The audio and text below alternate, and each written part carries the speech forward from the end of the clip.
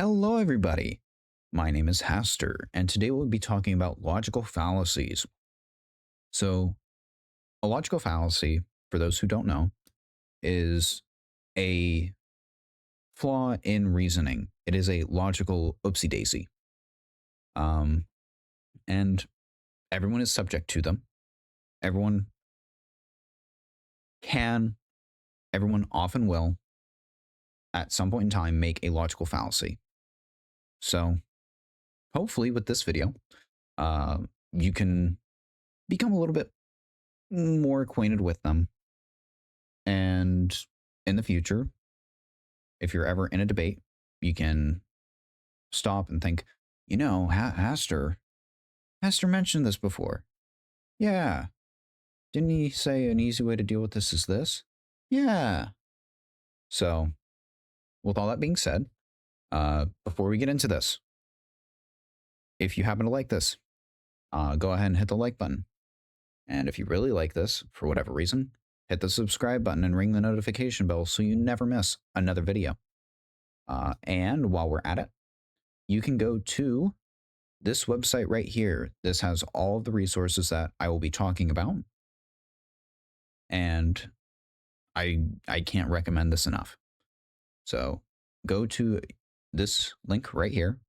It will also be in the description of the video, don't worry. But with all that being said, go to yourlogicalfallacyis.com and you can use this. And just like they say down here, if you see someone committing a fallacy, link them to it.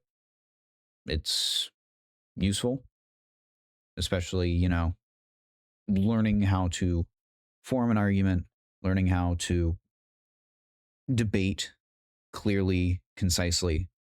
Knowing stuff like this helps a lot. So go here and do some learning. This is actually the sister site to the yourbias.is that was in my previous two videos. Same people, actually. So, with all that being said, we will get into this. I initially was going to do two like hows, but then I thought, you know what? I'll redo it. I'll just do one long one. So this has already gone on long enough. This has been going on almost 3 minutes. So with the first one, straw man. So what is a straw man? A straw man is effectively a synthesized argument from your opposition, or it is a synthesized argument made by the opposition about your position on something. And they, instead of, confronting your argument, they will make up an argument that is vaguely similar.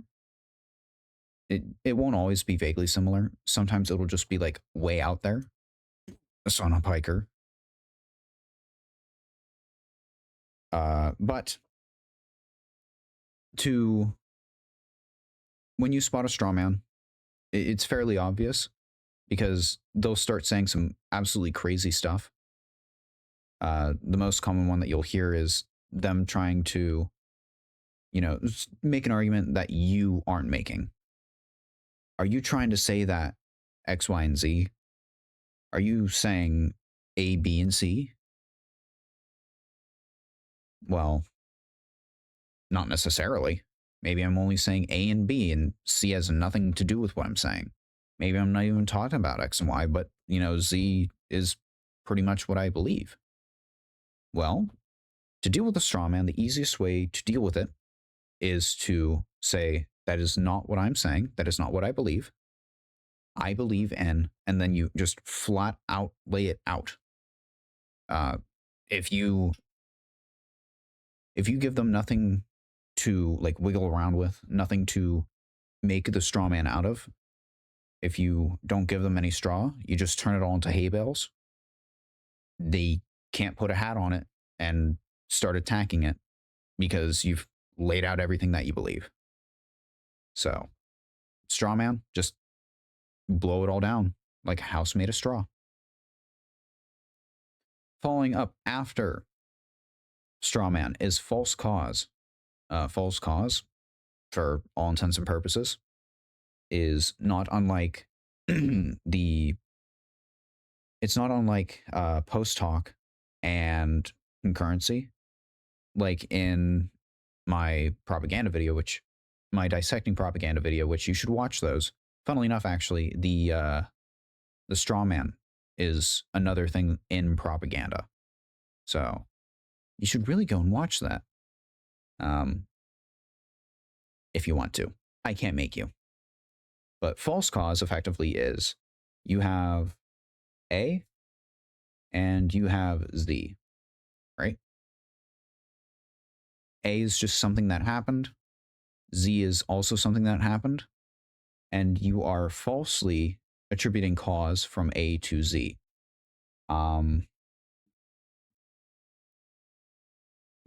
Think of it like I got a haircut.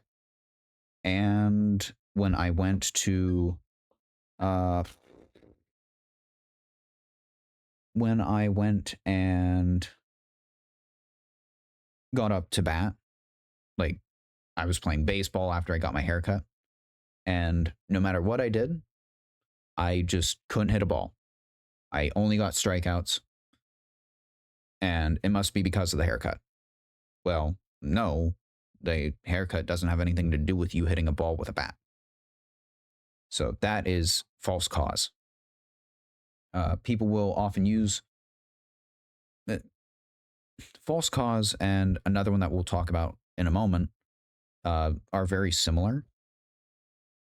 The easiest way to deal with both of those, which I will re-explain when we get to it, is to ask for the logic on how they are getting from A to Z. Ask them, hey, how does getting a haircut mess up your ability to play baseball?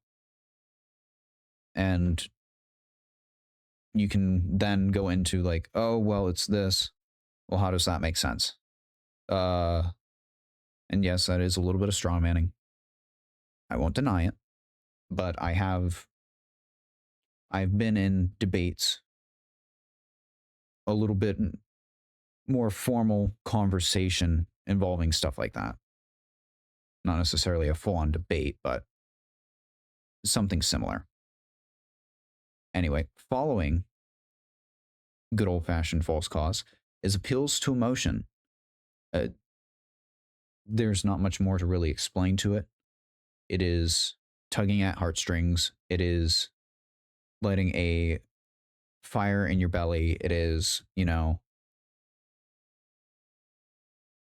basically utilizing terms in order to elicit an emotional reaction rather than a logical one. Along with that, if you are using your emotions to draw your reasoning through logic, you're not being logical, you're being emotional. So, and a little bit of emotion in order to make a final decision in logic, like if it's a true 50-50, that's one thing. But when your entire argument is, I feel this way, thus it must be right, that is when you get into appeals to emotion. Easiest way to deal with an appeal to emotion is to confront the fact that it is an emotional argument. It can be as simple as saying, hey, I understand what you're saying, but let's look at this reasonably. Let's look at this. And maybe reasonably isn't necessarily the right word in certain circumstances, but specifying we need to look at this as calmly as possible. We need to look at this clearly without letting ourselves get off topic with what we believe it or what we feel it as. That is how you deal with an appeal to emotion. So following appeal to emotion, I actually wrote this down to help prevent number 2. And God damn it, don't you hate it when this happens? Hit view, there we go. Whoopsie daisies. So fallacy. The fallacy is kind of two things in one. Um, so the first one, and this is one that you'll more easily fall to because of stuff like this video. The fallacy is I'm going to ignore what you're saying because you're attacking a straw man. So I'm not even going to bother like making an argument against that. Well, just like I'm going over in this video, if you want to confront something, which you should confront a logical fallacy when you see it. But when you see this, you should say, like, this is more so something that you will do to yourself rather than what someone else will do. But in the event that you see this and you realize that, oh, I'm falling for a fallacy, it is to just stop and ask, hey, can you repeat that? I just want to make sure that I'm understanding what you're saying. Just to make sure that you are, in fact, understanding what they're saying. And the same goes for number two. Number two is different from number one. That's why it's number two and not number one. But number two is making or ignoring a poorly made point and thus discarding the argument. This one is one that you will do at some point in time and someone else will do at some point in time. The easiest way to deal with this one is either hold on, let me explain better, or can you explain that a little bit more clearly? I just want to make sure I understand you. That is how you deal with number two. And number one, if you absolutely have to make a fallacy in order to prove a point, which in certain cases you do, and I will go over that in a moment. It'll actually be a little bit more than just a moment, but there are certain events where you do kind of have to use a fallacy in order to attack or diffuse another fallacy. Make sure to explain why you're doing it, because as long as you can create a trail of logic during your conversation, then you won't, as long as you can explain it well enough at least, then you won't be as prone to being attributed with a fallacy. You will have better luck, like, if you absolutely have to use a fallacy, not just completely, like, butchering an argument. And that being said, I know I definitely did butcher that. So, up next, after that, after the fallacy is slippery slope. Now, slippery slope is fairly similar to the false cause one, in the sense that you have like one. Here, let me lean out of the way. You can see right there that you have the A to Z, and it's gone. Why'd you do that? Yeah, false cause. You have A to Z, and the difference between false cause and slippery slope is that with the false cause, the two events are unrelated. Like, there's no real tie together with them. However, with slippery slope, you have, event A, it is realistic to occur, but then you go jumping way down to something that hasn't happened yet and associating A to that thing that has yet to happen. A good example is to give a mouse a cookie. If you give a mouse a cookie, he'll ask for a glass of milk. If you give him a glass of milk, he will ask to take a nap. And when he takes a nap, he will have to take your bed. And when he takes your bed, you'll have to read him a story. And once you're done reading him a story, he will then go to sleep. Now, if I said, If you give a mouse a cookie, he'll go to sleep. Like, that sounds reasonable, but how are you getting there? So, and another example of the slippery slope fallacy that so far actually hasn't been much of a fallacy is if we allow gay marriage, then there will be porn in our schools. This book is queer. Well, as that is a good example of a really crazy sounding slippery slope. You know, you have gay marriage, whoop de doo, oh no. And then you have, whoa, something way crazy down here. That is the slippery slope that you often think of when you hear it. Like just something innocuous to what in God's green earth is that? To diffuse a slippery slope, whether you make one or are being accused of one, rather, or you are accusing someone else of it, the easiest way that you can deal with it is say, hey, can you walk me through how you're getting to that? It's a lot like the false cause, but more often than not, there will be at least some level of like going from A to B to C to D.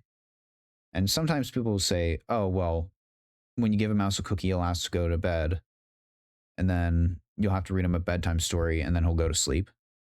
Like, you're skipping the glass of milk. You're skipping, he'll take your bed. And then going straight to, he'll be asleep after you read him a story. So sometimes people will do that and you just kind of have to keep asking. And between those two, how do you get there?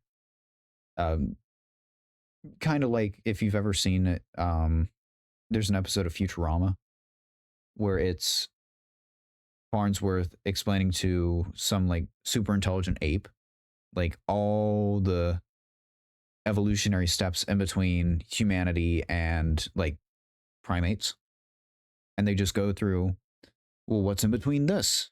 You surely don't have this. There must be a missing link. Well, we have this, but what's in between this and this? You must have a missing link. And you don't want to necessarily like nitpick every single one, but as long as they can at least argue some semblance of reasonable, and reasonable is subjective, but some level of reasonable steps or processes in between, then you avoid the slippery slope and instead you just have the steep steps, like things that eventually just start to go bigger steps. And to the same goes with if you're being accused of making a slippery slope. If you can just explain, no, here's the steps. You give the milk or you give the cookie to the mouse, and the mouse would probably become thirsty. So he'll ask for a glass of milk, and that milk will make him tired. So he'll ask to take a nap. But in order to take a nap, he needs a bed. So he'll take mine. And he doesn't go to sleep very easily. So I'll have to read him a story. And then because I read him a story, he'll fall asleep. And that's how you get from the A to the F. Like, as long as you can explain it, as long as you can get an explanation, you diffuse the slippery slope. But enough of my yapping on slippery slopes. Let's get into ad hominem. Ad hominem is I'm going to ignore your argument and attack you as a person. The best way to deal with an ad hominem is, am I wrong? There's always the nuclear option. If someone says you're racist, you're a bigot, you're transphobic, you're this, you're that, just hit them with the, but am I a liar? To deal with an ad hominem, you have to confront it and redirect it to the argument that you are making. Because 9 times out of 10, from what I've seen with ad hominems, it is someone who is incapable of making a concise argument. So they instead go for, like, I have a buddy, I half agree with what he says, I half don't. But it is, I don't necessarily have to I don't have to be right in a debate if I can just prove you wrong. To an extent, I agree. And you might be thinking, Hastur, what are you fucking bringing that up for? Uh, with an ad hominem, basically people will not be able to prove your argument wrong, prove the point wrong that you're trying to make. So instead, they will try to attack you in order to smear anything that you say. That is where I was going with that, by the way. So, once again, easiest way to deal with an ad hominem is, but am I wrong? Like that's the easy way to do it. And a little bit of a side note, some ad hominems are reasonable. Like I'm tiny as hell, I'm scrawny. I wouldn't listen to me about like building muscle because I don't have a lot of muscle on me. And I wouldn't necessarily listen to like I wouldn't listen to Jabba the Hutt when it comes to, eating healthy. So certain level of ad hominem is logical. I wouldn't necessarily listen to Asmongold when it comes to like bathing hygiene because he doesn't shower almost at all. So certain levels of ad hominem are fair criticism when they are applied fairly. If they aren't applied fairly, that's when you get into like a genuine fallacy, not just a critical of the person point. But falling after ad hominem is tukoku. Tukoku is the fallacy of arguing the argument, not the point. For instance, let's say I make the claim that waffles are better than pancakes, and I give a reasoning for it, like you can pour syrup on it, and the little dimples on the waffle will hold the syrup better than the pancake will. Now, you could then make the argument, well, with a pancake, you can easily apply butter. The butter enhances the flavor, and all that syrup smooths over nice and evenly instead of, being caught in pockets, which, can drip and get all over you. Whereas with the pancake, there's only so much you can have at once. Like that is not a tukoku. You are making an argument counter to the point I was making with my argument. Now, an honest to goodness tukoku would be, how can you say that waffles are better? That is so stupid.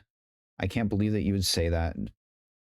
Basically, instead of attacking the point, like as I said, instead of attacking the point, you are instead attacking the argument that I'm making, not the point itself. And the easiest way to say this is, you're just attacking my argument. What do you think of but do you understand what I mean? Like, you have to direct it back to the point you were making as best as you can. That is the best way to deal with a tukoku. Now, following good old tukoku is personal incredulity. Personal incredulity is, I can't understand why you're making this argument. Not necessarily that it's a poorly made argument, but no ridges or bumps, no valleys or lumps. All thoughts slide right off. Your insults do nothing, for my brain is too smooth. That is personal incredulity. The brain does not catch anything. It all slides right off. And because I can't understand the argument you're making. You must just be spitting something stupid, because if it made sense, I would know it. I would understand. And that's personal incredulity. The easiest way to deal with personal incredulity is to try to explain something. And if they eventually just say, no, I don't understand, or they are, and this is up to one's own discretion when it comes to like quantifying this, but saying, oh, I don't understand, just constantly, I don't know, I'm just, you're just not making any sense. At that point in time, you're not going to be able to convince them. In the wise words of someone, I don't know who exactly, it doesn't matter if I'm wrong, uh so long as I piss you off, the grass could be purple to me. Like, that's personal incredulity. I could explain something down to literally a toddler could understand it. If someone does not want to understand it, they won't understand it. And there's nothing you can really do there. At that point in time, the only thing you really can do is basically a borderline to just a flat out ad hominem of, listen, it's not my fault you're too stupid to understand. Like, that is the nuclear option, because at that point in time, you're now attacking the person and not any argument that they're making.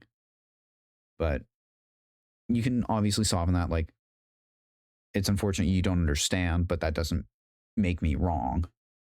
As long as you can confront that, that is what matters the most when it comes to like dealing with a personal incredulity. Now, following personal incredulity is special pleading, which is better known as moving goalposts. It is not dissimilar to shifts of meaning to a certain extent, but to move a goalpost, you've probably heard the phrase, you probably know what it is, but I'm going to say it anyway.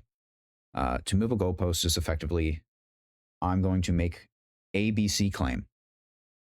And then you can say, well, I don't know, because here's disprovement to point A, here's disprovement to point B, here's disprovement to point C.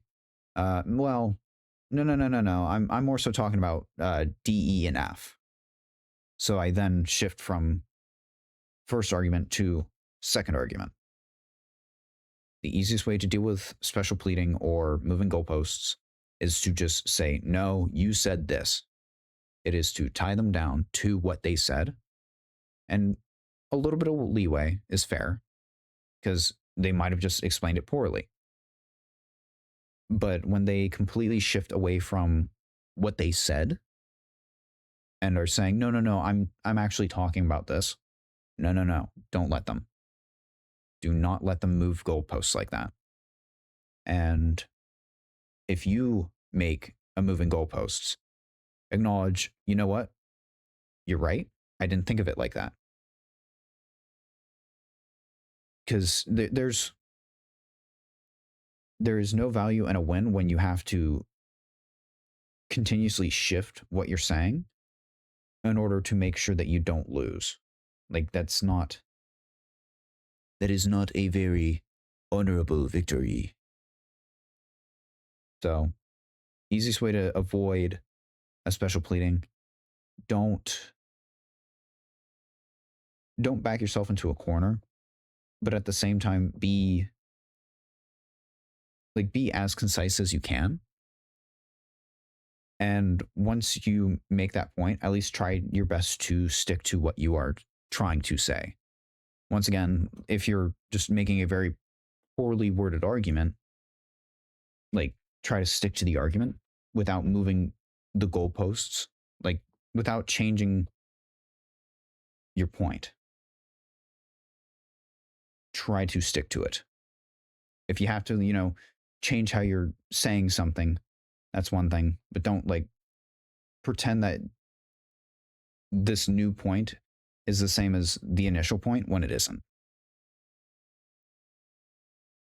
Now, following up Bam. That is... Oh, I did move it. Whoops. I don't know how I moved it. So following up after special pleading, moving goalposts is loaded question. The easiest way to deal with a loaded question is to never answer yes or no. Now, I lead with the easiest way to answer first, because everyone knows what a loaded question is. I can almost guarantee that plenty of guys have heard, hey, does this dress make my butt look big? Now, if you've ever heard this, or would you still love me if I were a worm? Or do you really love me? Do you love me? Stuff like that. Those are loaded questions. And once again, this does require some context. But, like, hey, honey, does this dress make my butt look big? You don't really need much context for that. So, easiest way to deal with a loaded question, once again, is to not give a flat yes or no. It is best to try to quantify what you really want to answer with, to give like an honest answer. So, like, honey, does this make my butt look big? I think your butt looks perfectly fine. Or, instead throw a compliment out there. Like, I think your butt looks cute in that dress. Something like that. Try your best to diffuse what that question is trying to lead to.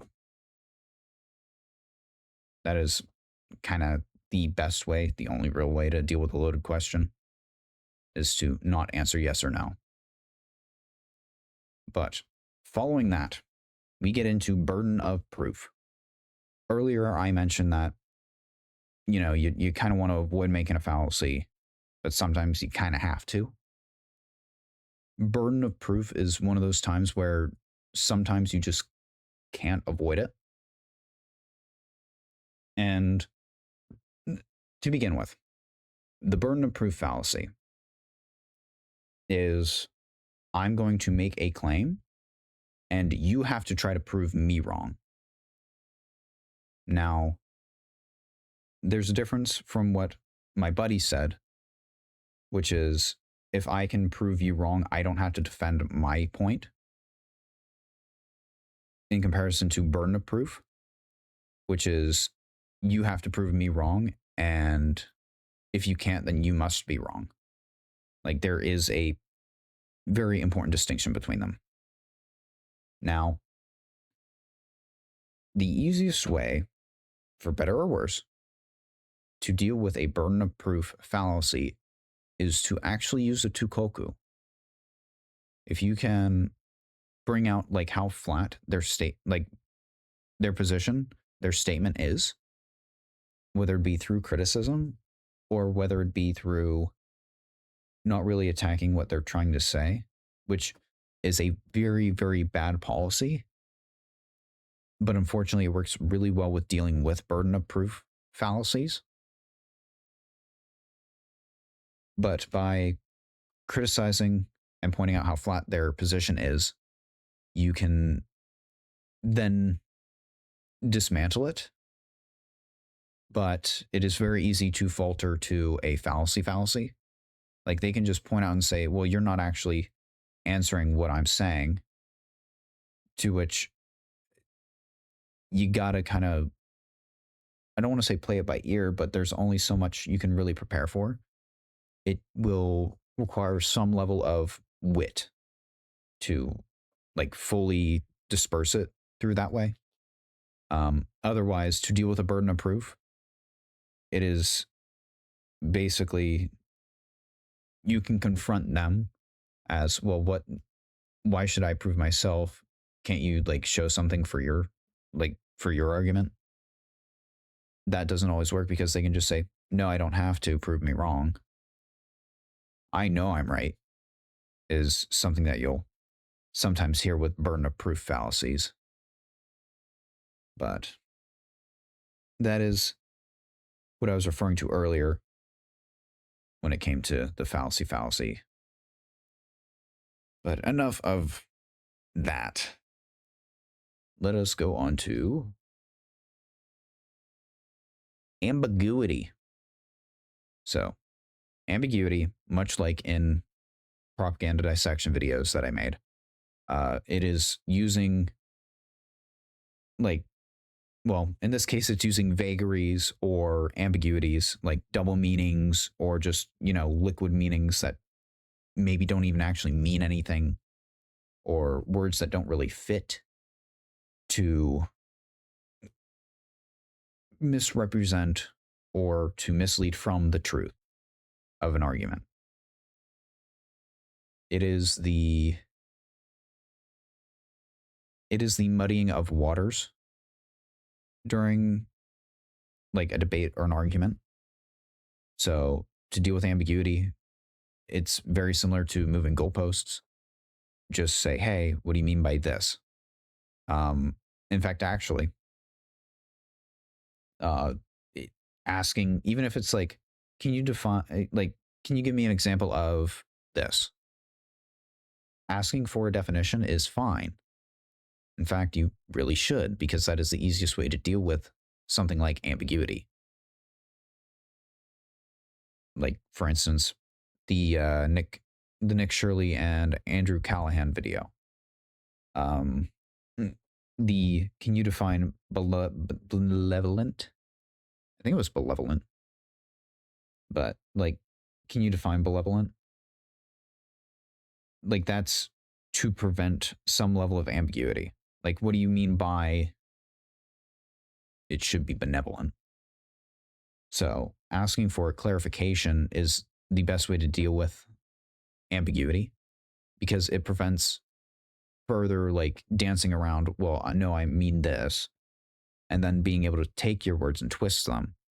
Because if you say, well, you said this, like, you explained this as this, you can then hold, like, someone you're arguing with to account to it, to what they said. But enough of ambiguity.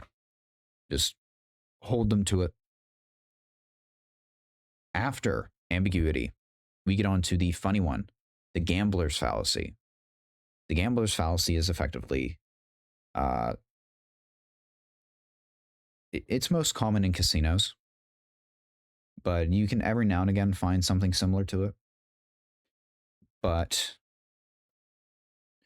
it is finding patterns in, like, patterns between circumstances where there are no patterns. And it's not the faulty or false cause, because false cause is two events. This is more so like two instances of something. Like, if you take and roll 2 dice, you'll probably get, like, hold on, let me get to the right layer. If you take 2 dice and roll them, you're going to get something like this shape. All right. And this right here is like 7. So if you keep rolling die, you can get anywhere from 1 through, or not 12, through 6 and 6. If you keep rolling those, it's basically going to be random. Like, there is zero, like, patterns or runs, air quotes with runs. There's nothing really between them. Like, they are completely isolated incidents, statistically isolated even. Another example would be the roulette wheel. You just, and then eventually it'll land on, like, black, whatever, or it'll land on 0, and then it's green, whatever. But saying, you'll often hear, it's been red 4 times in a row now. It's bound to be on black sometime. It's It's not how it works. That's just not how it works. To deal with a gambler's fallacy, just point out that these are isolated. There is no connection between them. And expecting there to be doesn't necessarily mean that there is. Like, gambler's fallacy is kind of weird to deal with. But do the best that you can. Following gambler's fallacy is bandwagon. Bandwagon is pretty easy. Just say, I'm not going to do what you tell me. Just hit him with that good old Rage Against the Machine. Bandwagon is just like in, once again, the propaganda videos. Everyone's doing it. You should too. Look, all of these people are saying this thing is great. Look at all these reviews. Our product must be good. You should buy it. And that is bandwagon. To deal with bandwagon, just say, no, you got any proof? A lot of bandwagon will be borderline hearsay-ish. But if you can ask for clarification or something, then you can usually diffuse a bandwagon pretty easily. Now, following bandwagon, you have appeal to authority. Easiest way to really deal with spoilers. The best way to deal with an appeal to authority is just so. And to an extent, like, there's a level of reasonability for someone to, like, use their authority. Like, if it's some Joe Schmo talking about, like, military sims to a 4-star general, like, well, I'm a general, I think I know what I'm talking about, isn't exactly an appeal to authority because, he's a general that... Goodness, sorry about that. Like dogs. But, like, that title does hold a certain authority that would grant credence to what someone is saying. However, if that authority is completely unrelated, that's when you get into an appeal to authority. Like, if you're arguing on coffee with a doctor, like, no, Brazilian beans are better. No, Chilean beans are better. And they hit you with, well, I'm a doctor. I think I would know which is better. That's an appeal to authority. The easiest way to confront an appeal to authority is say, so what if your insert title? That doesn't change the fact that your opinion on insert situation is just that, an opinion. Like, you have to separate them from their title as much as possible. That is how you deal with an appeal to authority. But following appeal to authority, composition and division. So composition and division is just like summation and division in propaganda. Effectively, if using division, the whole thing must be good, therefore the individual parts must be good. And then composition is I can pull like one good piece. I just realized that going down here like tweaks out the cam, sorry. But like, I reach out and I pick a tiny little piece of, well, actually here, I'll give you a little drawing. But let's say I have a mountain, right? So division is the whole thing, right? And I take one little piece. That whole thing is a mountain. So by taking this one piece, the little piece must be a mountain in and of itself. No, it's a rock. It takes all of it to make the mountain. And then composition is inverse. There's a little bit of snow up here, so all of it must be snow. Like that's them. Because it's all for one and one for all sort of thing. The one is the all, so and the all is the one. So that's kind of composition and division. No true Scotsman.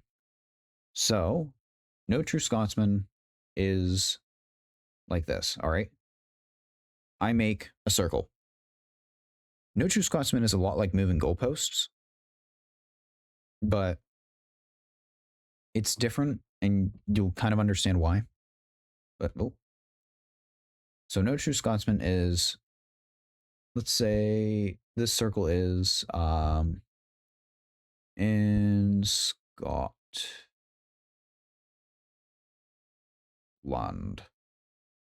All right. So if you're in Scotland, you have to be a Scotsman. All right. Well, what if I'm just a tourist? All right. So I then shrink a circle, and let's say lives in Scotland.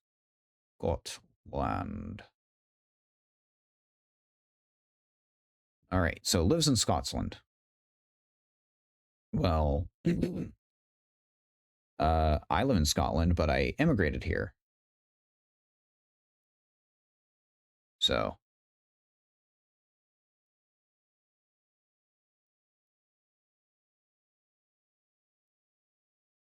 if you are in Scotland, you live in Scotland, and you are not an immigrant, then you must be a true Scotsman.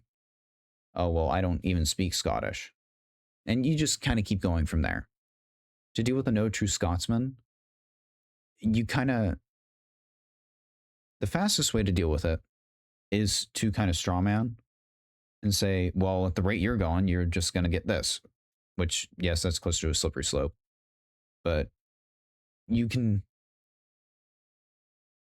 to a point, mock what they're saying. Just try to avoid a tukoku as best you can, at least. I know it's not going to be, 100% of the time, but do your best to avoid taking a no true Scotsman seriously, because it's just silly. It isn't. It's not that it isn't worth taking seriously, but there's no good way to take it seriously, because they're just. And when I say anyone who makes a no true Scotsman argument is just going to keep narrowing down what they're saying until they eventually get what they want. Can't really avoid it. But following no true Scotsman is the genetics argument, or the genetics fallacy. Basically, let's say, oh, hang on, I need to, bam. All right, A, bad. A, make B. B is actually good, but everyone thinks it's bad because of A. That is genetics. It is effectively, by virtue of where something comes from, that determines its value or some other property or characteristic that isn't necessarily tied to its origin. But enough of that. Oh, to deal with a genetics argument, just try to point out that the two things are separate. And just because one thing is in relation to the other doesn't necessarily mean that the two are like tied at the hip equals. Like you have to set a distinction between them. But following that is black and white. Black and white's real easy. You got a black box. Wow. And you got the white box, which is white. And your only options are the black box or the white box. And there is no in between. So it is a form of drawing the line whilst having a certain level of freedom in like your positioning between two positions of a topic. That's black and white. Just point out, well, I don't actually, and to diffuse it, an easy way to do that is say, well, actually, it's kind of the same thing that you would say for, hold on.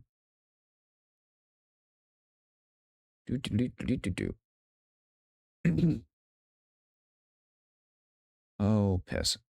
Don't you hate it when you're like, you're in the zone and then you just can't quite remember it? That'll drive me nuts.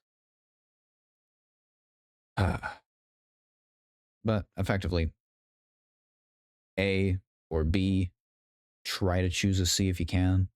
Like, point out you're only giving me two options when I might believe in a little bit of black box, I might believe in a little bit of white box. Oh, that's it.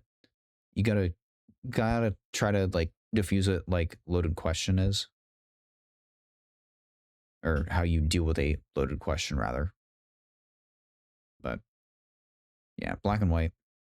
No fun, no fun. Begging the question is a circular argument. So what do I mean by that? Let's say A, gun passings in America are why we need B for more laws. All right. Because we don't have enough laws, we have A. Now this kind of loops around because it's because A, so B, because no B, A. We have A. And this kind of begs the question of, so if we, and this is also kind of a faulty analogy, but begging the question, we'll have two things constantly feeding into each other as though like without the other, it is a standalone, like sturdy. They are heavily reliant on each other. The easiest way to deal with a begging the question is to lend a certain level of credence to one point, or if possible, to so totally dismantle one point that it dismantles the other one in the process. Like you either have to stop the wheel from turning in order to break it, or you basically have to snap all the spokes at once. That is how you kind of deal with begging the question.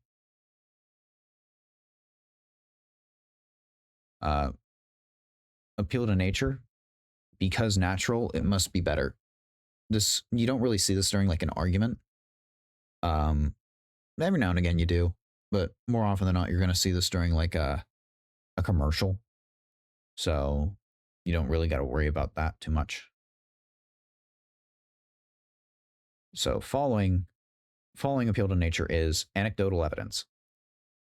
Anecdotal evidence is most often, you can have like a wide variety, like a large pool of information, but someone else's like personal experience, even if you present like, hey, I have proof that X, Y, and Z are true about John Jacob Jingleheimer Schmidt, I could have a bunch of it, but if someone says, well, he's always been nice to me, I don't understand. That is kind of you're borderlining on personal incredulity, yes, but anecdotal evidence is what is being used to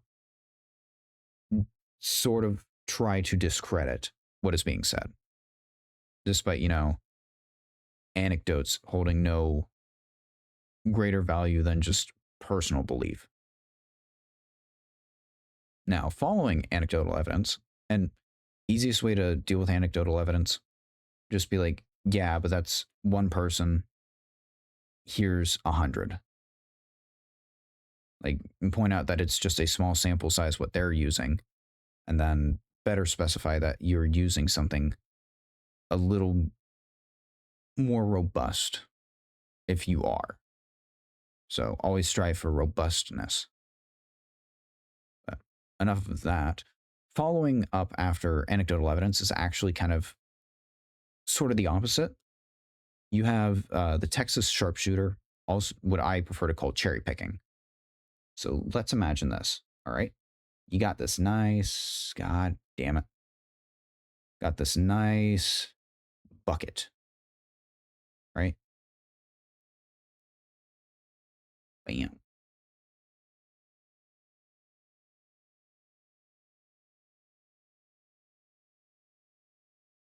All right. So you got this bucket and it's full of cherries. Actually. So, so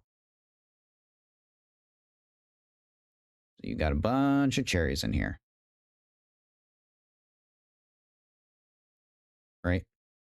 So cherry picking often is used alongside kind of a confirmation bias sort of deal. So I'm going to pull out the I'm going to pull out cherries, like the really pale ones, the ones with good color, and then the ones with a lot of color.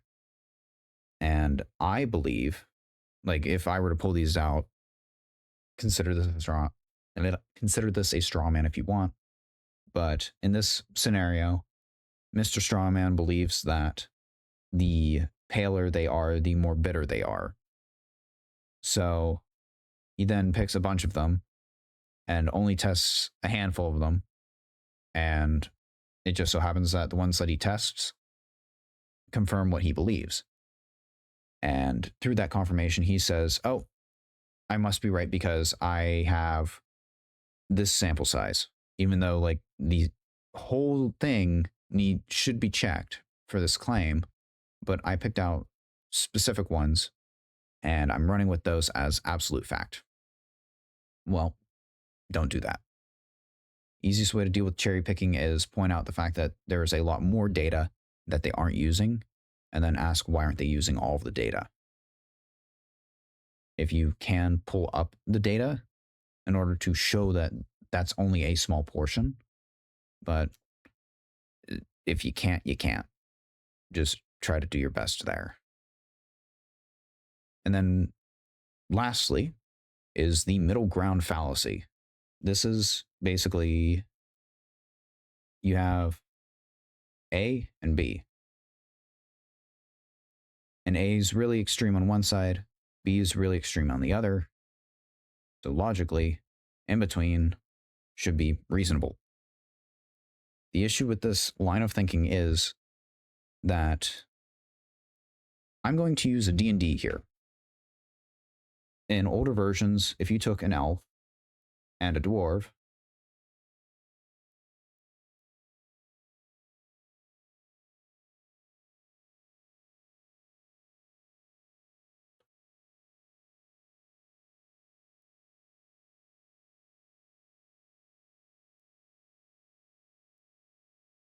I feel like I'm conflating two very different things. But let's say I take an elf. Yeah. And a dwarf. All right. I'm gonna do.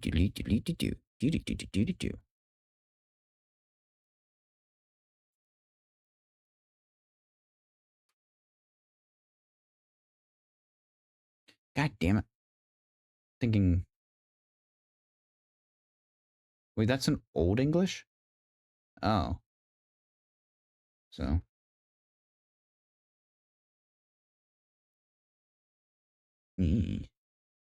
But if you take the two of them,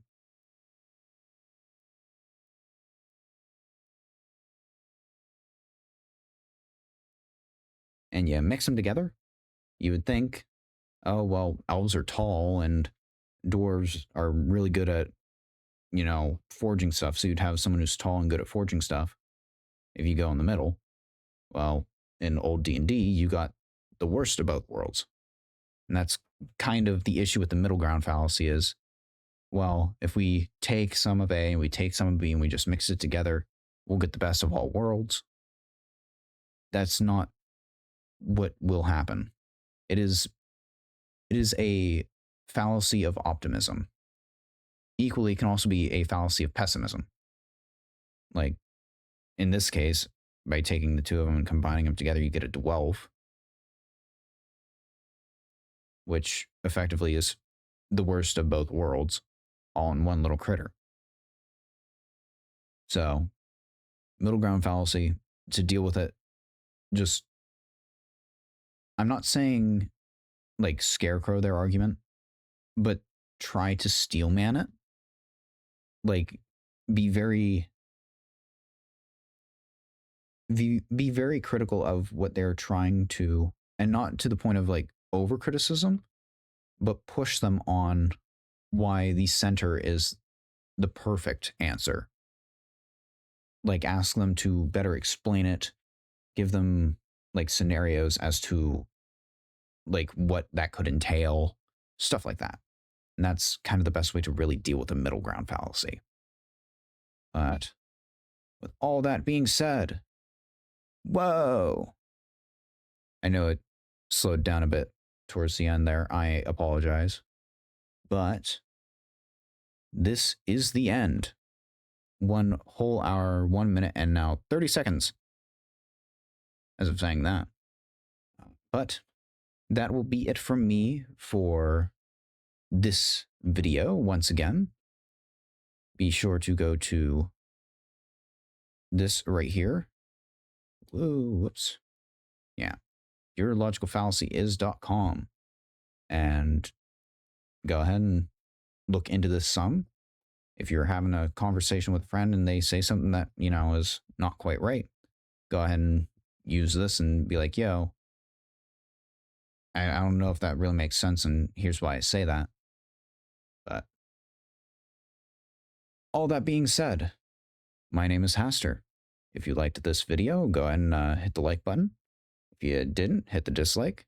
And if you want to see some more of my stuff, go to my channel and hit the subscribe button while you're there, maybe. And ring the notification bell so you never miss another video. With all that being said, later.